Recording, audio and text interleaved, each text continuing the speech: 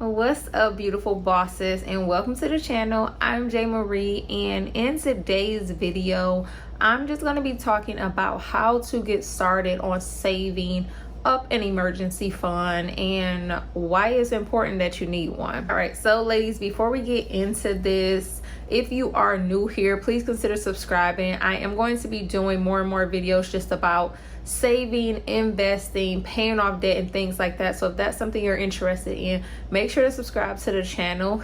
All right, now let's get into it. What is an emergency fund and why do I feel that it is important that you need one? An emergency fund is typically just going to be a savings account to help you in case of an emergency, such as a job loss, a medical bill, your car breakdown, whatever the case. It's something that's there in a savings account that you will keep your hands off of until there's an actual emergency. Why do I feel that it's important that you need one? Well, first off, if you are reading any type of news nowadays, you know that the employment rates are going up. So many people are getting laid off their jobs. It is affecting more people of color than anyone else. So ladies, real talk, the time is now. If you do not have an emergency fund, it's really time to start knuckling down and saving up for one, because job security is not a thing. Companies are always going to do what's in their best interest, and sometimes if that means getting rid of you, that's what they're going to do. So make sure that you are saving up for things like this, just to make sure that you are not relying on something like unemployment income alone, that you are watching your own back. So that's to me why it's important for you to have an emergency fund. These are my top ways to actually start saving for one. First things first, I'm gonna be looking out in my notepad, so don't mind me if y'all see that. First things first, you need to open up a separate savings account, a savings account that is not connected to your checking account, that is not at the same bank.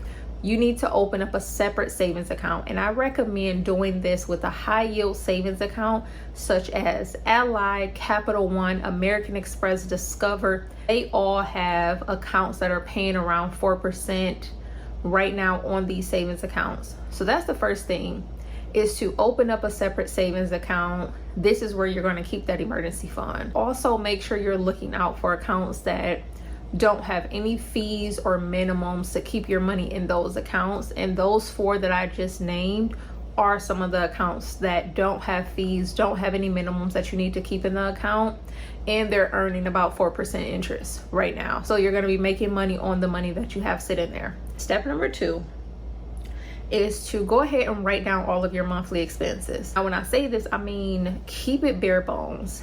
Things that you need to absolutely live off of every month. Think rent, utilities, gas, food, if you have kids, any of their needs. Think your bare bones and write down all of these monthly expenses. After that, I want you to times it by 3.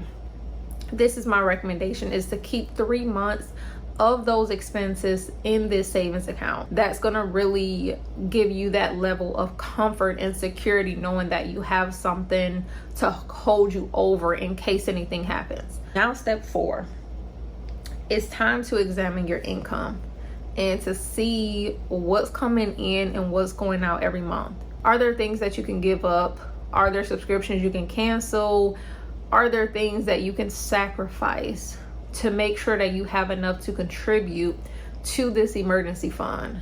So you really need to start looking at your income and seeing what you have left over after your bare bones expenses are paid, so that now you can start adding to this account to save up for that emergency. After you have determined how much money you can set aside, now it is time to start setting a goal of how much you're going to put aside every month until you reach that goal of 3 months of that emergency fund. And if you have even more money that you're able to set aside, personally, I recommend 6 months of expenses put aside in an emergency fund, because with 3 months, unfortunately, it just gives me a little bit of anxiety if I were to lose my job and knowing I only have 3 months.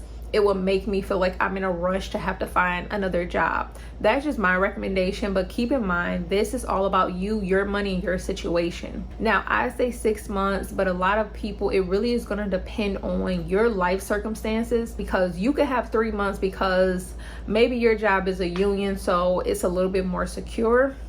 Or maybe you have a spouse or partner or someone that's helping you with the bills and things like that, then maybe you just want to have 3 months. Personally, I like 6 months. If you decide 3 months, whatever the case, it's still an emergency fund. It's still money put aside if anything were to happen. So ladies, these are my tips on how to really start saving up for an emergency fund. I recommend 3 to 6 months of your bare bones monthly expenses just to get you through in case of things like a job loss, your car breaks down, a medical emergency, whatever. You need to make sure that you have something set aside for times like this.